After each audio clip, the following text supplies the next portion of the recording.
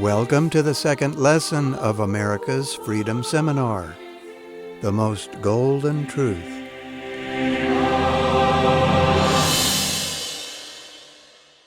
Know the truth. Have you ever wondered what know means? Or do you want to know? Or perhaps you already know. To know something may be used in several different ways, and some of them don't measure up to really knowing at all. We should not be too quick to accept anyone's claim to know something. It is only a matter of his opinion, informed or not. Some folks accept gossip as all the information they need to claim they know something. But really, to know is to have strong evidence, very strong evidence. To know something is to have deeply considered and absorbed information related to a new piece of knowledge. As you can see, to know is to know in varying degrees, making it a very general term. We should use this word carefully in our speech. How about the meaning of truth? To many, truth is merely their opinion, and they stick to it as if God were speaking through them. Well, maybe they are right. How would we know? The truth we're interested in is a set of universal principles that prove to all who use them to make our lives better, truly better. This truth is something we can depend on all the time. We're not simply talking about facts, even though facts are vitally important. We are focusing on the eternal principles that give those facts meaning, value, importance, and usefulness. That's why we love the truth, those principles that we've learned to trust because they work all the time. It turns out that we can depend on these true principles in order to successfully pursue and achieve happiness. In other words, true principles operate to give us liberty, and if we use our liberty well, it brings happiness. We don't usually think of liberty depending on principles. We're used to taking liberty for granted because we're looking at the outside of our liberty tree, which is obvious and above ground, but not seeing its invisible roots or principles that make that wonderful tree live and prosper. But before we learn what the truth is about the roots of this tree of liberty, we have to want to know first. Do you really want to learn the truth? Let's check our desire to learn. Is just a little bit quite enough? How about learning just enough to get by? Or are we the type that really wants to have informed opinions, where we are respected for honest, forthright thoughts? Know the truth, and the truth shall make you free. Did you know that statement came from the Bible? So, how does the truth make us free? Before we answer that question, let's plainly note that the Bible is actually America's textbook on liberty. Many people probably don't know that. Our ideas of being free came from the Christian culture and are principles taught in the Bible. God gave us the Bible to learn from and live by today, so we'll take advantage of that benefit in this presentation. Why not? In talking about the Bible, we're not talking about any particular church. Let's be very clear on that point. We're only talking about a book of revered or sacred philosophy, true philosophy that works for anyone of any faith or moral persuasion. The founders of our country learned that the Bible's philosophy of government or ideas to make us free work best when there is universal liberty.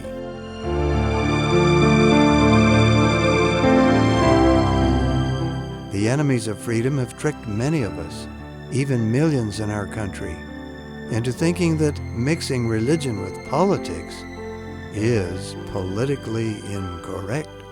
Or worse, against the constitutional rights of those who were not Christian or Jewish. However, it is the same Bible that protects their right to disagree or even hate it.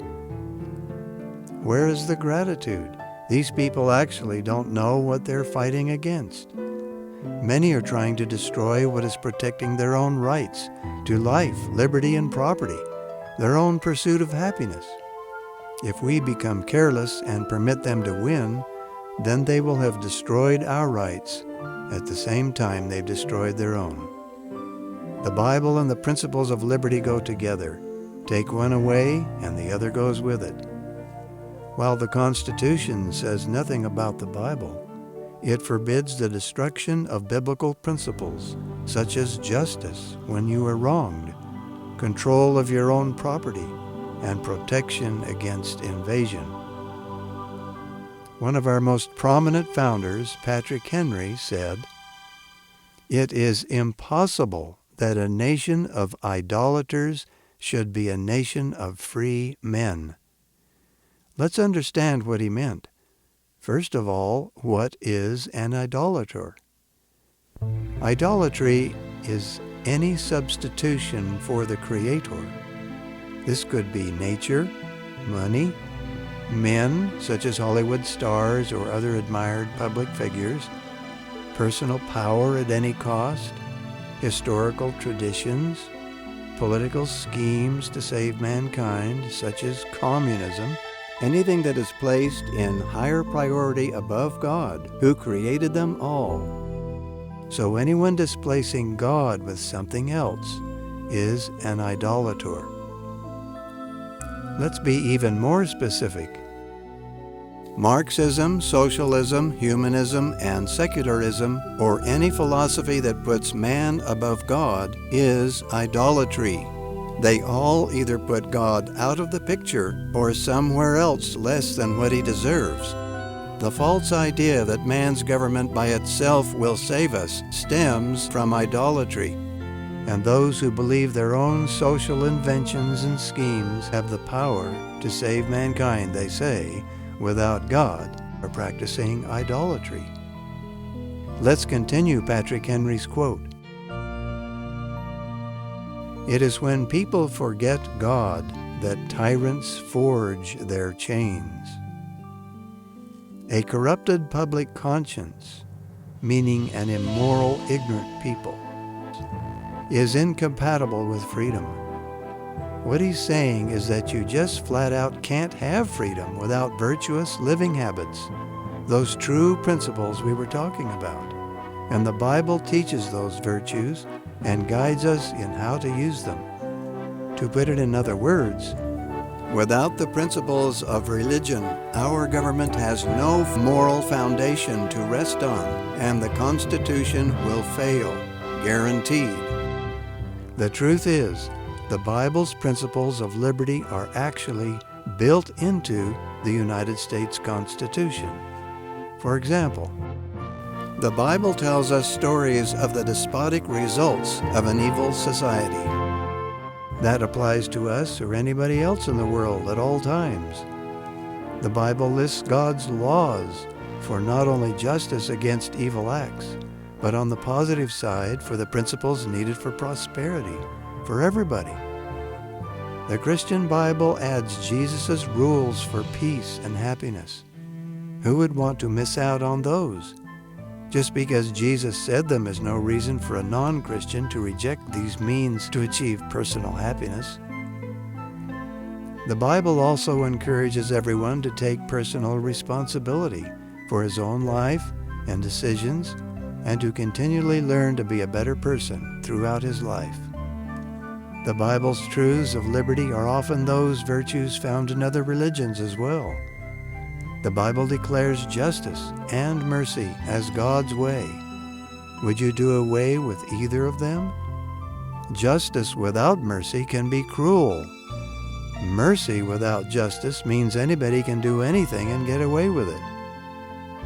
Such a misuse of mercy destroys any trust that we could have with one another. Prosperity and happiness demand mutual trust, that we will keep our agreements, and not steal and cheat one another.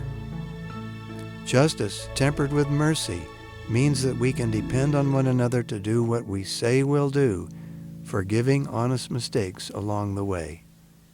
Let's take an example to make sure we all agree on this point. We'll use the grandest principle upon which peace, prosperity, and even the Constitution are based. Can you guess what principle that would be? Well, there it is in all its splendor, the Golden Rule. It brings us peace, prosperity, social happiness, and is one of the major pillars sustaining our Constitution and America itself. Let's list some of the religions that also believe in this principle. Christianity, whatever you wish that men would do to you, do so to them. Judaism, Confucianism.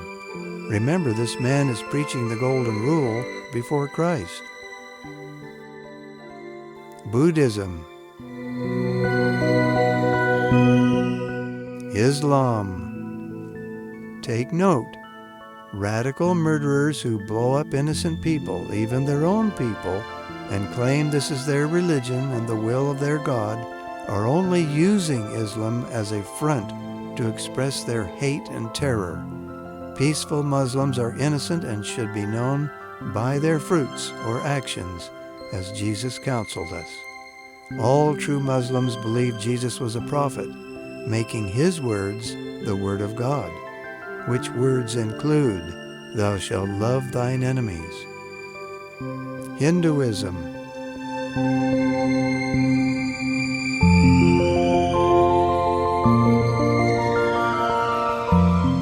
Taoism,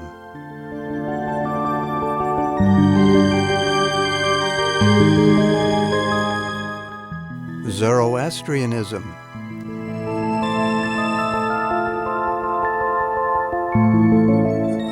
frankly, the Golden Rule is the very foundation of any free society, no matter what label others may put on it. It is caring for one another without force, deception, or contention. Question: is freedom only a political principle, or is it also a religious principle?